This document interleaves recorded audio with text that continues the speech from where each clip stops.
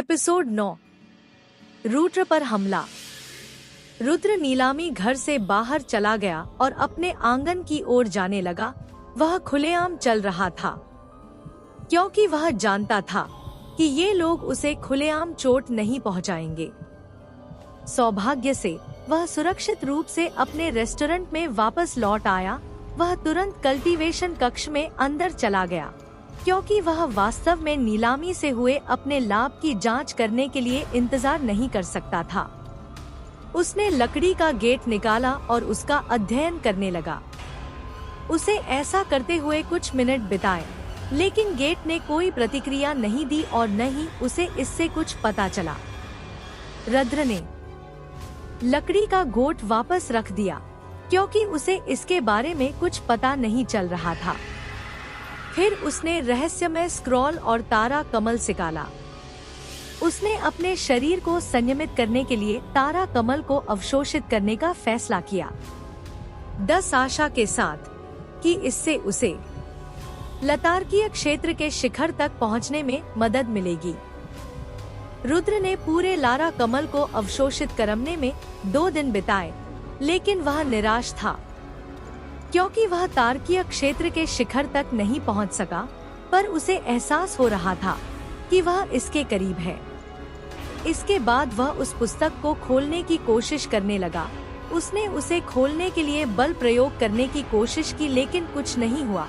उसने उस पर अपने भारी तलवार से भी हमला किया, लेकिन आश्चर्य की बात यह थी कि वह उस पुस्तक पर एक खरोंच भी नहीं सका। 30 मिनट तक प्रयास करने के बाद रुद्र ने हार मान ली और स्क्रॉल खोलने का दूसरा तरीका खोजने की कोशिश में बैठ गया। इसके अलावा उसके शरीर में कोई ऊर्जा संग्रहित नहीं थी, इसलिए वह स्क्रॉल में कोई भी ऊर्जा डाल नहीं सका। वह असहाय हो गया और उसने स्क्रॉल के साथ छेड़छाड़ करना शुरू कर दिया, जबकि उसके चारों ओर वो अपनी आंखें दौड़ाने लगा। अचानक स्क्रॉल का किनारा रुद्र के मजबूत शरीर को छेदने में कामयाब हो गया। उसे दर्द महसूस हुआ और 10 घाव से खून गिरने लगा। 10 के अलावा उसका खून अब स्क्रॉल पर टपक रहा था। खून रोकने के लिए रुद्र ने तुरंत अपनी उंगली मुंह में डाल दी और उसे चूसने लगा। अचानक उसने देखा कि स्क्रॉल के चारों ओर पैटर्न सक्रिय हो रहा है और वे एक रहस्यमय गति में घूमना शुरू कर दिया। स्क्रॉल रुद्र के सामने तैरने लगा। रहस्यमय ढंग से वह अपने आप खुलने लगा। 10 घटना को देखकर रुद्र की आंखें आश्चर्य से फैल गई। तुरंत ही स्क्रॉल खुल गया और रुद्र वहीं पर जम गया। स्क्रॉल में एक छवि थी। यह एक ब्रह्मांड की छवि थी, लेकिन इस ब्रह्मांड में और भी बहुत कुछ थे। वास्तव में वह एक ब्रह्मांड बनाने के लिए एक साथ जुड़े सभी कानूनों के संयोजन जैसा दिख रहा था। रुद्र को अचानक महसूस हुआ कि उसकी आत्मा ब्रह्मांडों में खींची जा रही है।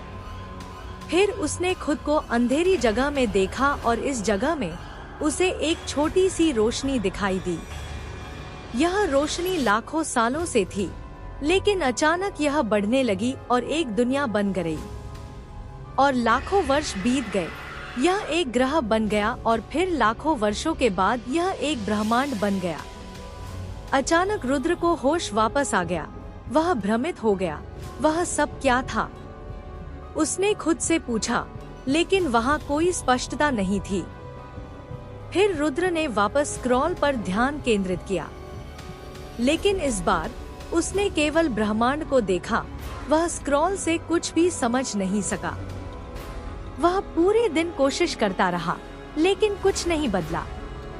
कोई प्रतिक्रिया नहीं हुई, बल्कि उसने स्क्रॉल पर और खून गिराया, लेकिन फिर भी कोई प्रतिक्रिया नहीं हुई। अगले दिन उसने हार मान ली।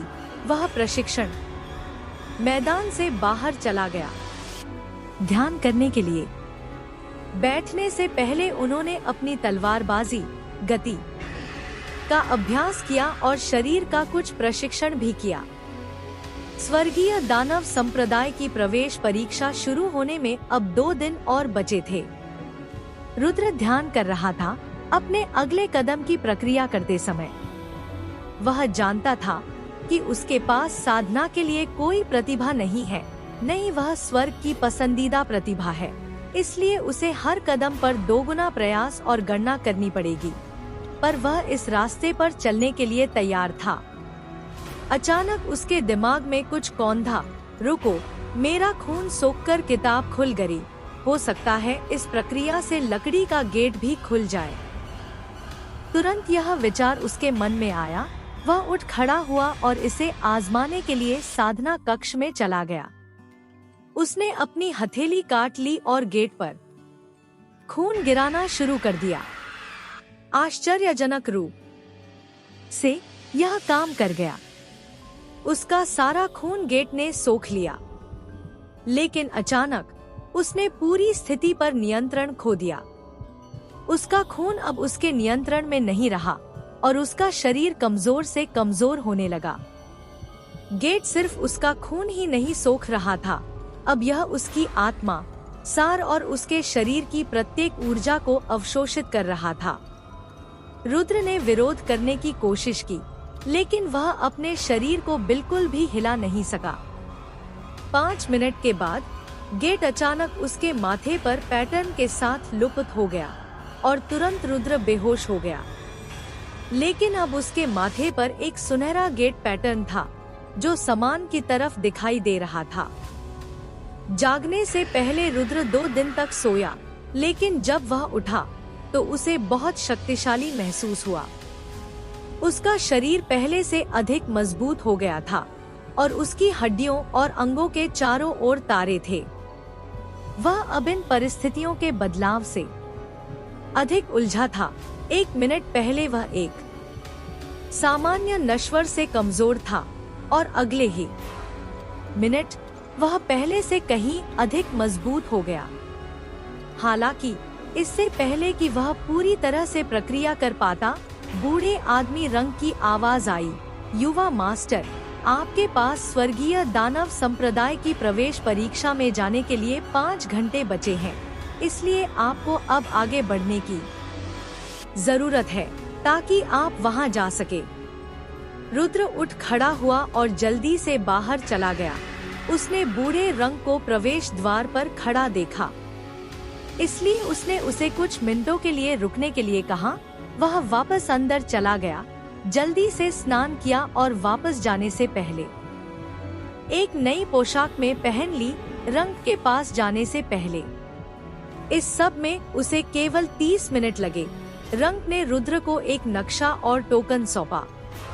उसने रुद्र को परीक्षा के लिए पंजीकरण और आवश्यक सामान में मदद की थी, इसलिए रुद्र को बस उपस्थित होना था और परीक्षा में भाग लेना था। रुद्र ने बूढ़े रंग को विदाई दी और शहर से बाहर निकलने की ओर चलने से पहले उसे और अधिक इनाम दे दिया। लेकिन रास्ते में उसने कुछ लोगों को देखा जो शर्मतापूर्ण दृष्टि से उसका पीछा कर रहे थे। कोई को अब ज्यादा डर नहीं लग रहा था, क्योंकि वह अब पहले से कहीं अधिक मजबूत और नश्वर क्षेत्र से एक विशेषज्ञ को संभाल सकता था। इसलिए वह शहर से बाहर चला गया और स्वर्गीय दानव संप्रदाय की दिशा में भागने लगा। यह एकमात्र संप्रदाय था जो शहर से संबंधित था, लेकिन शहर में स्थित नहीं था। वह पूरी गति से दौड़ रहा था, लेकिन अचानक उसके पीछे एक भयावह हंसी गूंजी। हे, तुम्हें क्या लगता है इतने बड़े अपमान के बाद तुम मुझसे दूर भाग सकते हो? यह आवाज सुनकर रुद्र ने पीछे मुड़कर देखा तो उसने बूढ़े आदमी स्नेक को तेज गति से उसकी ओर आते देखा। तुरंत ही उसे पता चल गया कि वह इस छोटे बूढ़े आदमी से आगे नहीं निकल सकता, इसलिए वह रुक गया। इसके अलावा उसने बूढ़े आदमी स्नेक के पीछे 8 और लोगों को देखा। इन लोगों की भी आभा बूढ़े आदमी से अलग नहीं थी। 1 सेकंड के भीतर वह 9 लोगों से घिरा हुआ था। बूढ़ा स्नेक नश्वर क्षेत्र के विशेषज्ञ चरण में था और अन्य लोगों में से एक की आभा बूढ़े आदमी स्नेक के समान थी, जबकि बाकी लोग ट्रेवलमैन चरण में थे। रुद्र की आंखें भयंकर हो गईं। वह जानता था कि ये लोग उसे मारने के लिए यहाँ आए थे। इस स्थिति से बचने के लिए उसे भागना होगा या उन्हें अपने साथ ले जाने के लिए तैयार होना होगा। रुद्र के हाथ में तुरंत एक बड़ा भारी तलवार आ गई। उसने स्नेक की ओर इशारा किया। छोटे बूढ़े आदमी, तुम मुझसे क्या चाहते हो? उसने पूछा। है, बेशक मैं तुम्हारी मौत चाहता हूँ, क्योंकि तुमने मेरे खिलाफ जाने का साहस किया है। इसलिए अपना जीवन धीरे से मुझे सौंप दो, मेरे लिए चीजें कठिन मत बनाओ। बूढ़े व्यक्ति ने रुद्र से कहा, जबकि उसके हाथ में एक हरा खंजर दिखाई दे रहा था। हम केवल तुम्हारे कब्जे में जो खजाना है उसे चाहते हैं, इसलिए उसे हमें सौंप दो। बूढ़े आदमी के सम्रान आभा वाला दूसरा आदमी भी जमकर बोला, हंसते हुए, तुम सेरा जीवन और खजाना चाहते हो तो ले जाओ। देखता हूँ तुम में ऐसा करने की क्षमता है या नहीं। कार्ड ने गुस्से से कहा। बेशक वह डस बर्ताव से बहुत नाराज था, लेकिन तब उसे पता चला कि कल्टिवेशन की दुनिया में कुछ भी अनुचित नहीं है। जब तक किसी के पास शक्ति है, वह भगवान है। तुरंत रुद्र ने उसे उत्तर दिया। तभी उस पर पीछे से हमला किया गया। उसने तेजी से अपने तलवार को पीछे घुमाया और एक बड़ी धातु टकराने की आवाज निकली और एक आकृति पीछे की ओर गिर गई। यह ट्रेवलमैन चरण में अन्य लोगों में से एक था जिसने उस पर हमला किया था। 10 से पहले कि रुद्र शांत हो पाता, बूढ़े आदमी स्नेक ने तेजी से अपना रंजर उसके तरफ फेंक दिया और तुरंत उसका खंजर रुद्र के गले के करीब आ गया। रुद्र ने तुरंत अपना सिर थोड़ा पीछे झुकाया और उसने बूढ़े आदमी के पेट पर लात मारी और उसे दूर भेज दिया। वह जल्दी से पीछे मुड़ा और बूढ़े व्यक्ति स्नेक के समान आभा वाले व्यक्ति के हमले को रोकने के लिए अपनी तलवार का उपयोग किया। बैंग! टक्कर के साथ रुद्र तेजी से 10 कदम पीछे हट गया। अचानक एक और तलवार का वार उसके घुटने की टोपी को निशाना बनाकर किया गया। वह उसका सिर धड़ से अलग करना चाहता था। रुद्र को पता था कि उसे चकमा देने के लिए बहुत देर हो चुकी है, इसलिए उसने अपनी तलवार को नीचे की ओर काटा, साथ ही हमलावर के सिर को भी निशाना बनाया। स्वीप! जब आदमी की तलवार रुद्र के पैर में लगी तो धातु के टकराने की आवाज आई।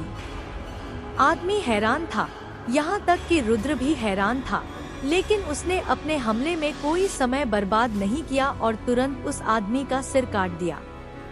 आगे क्या होगा?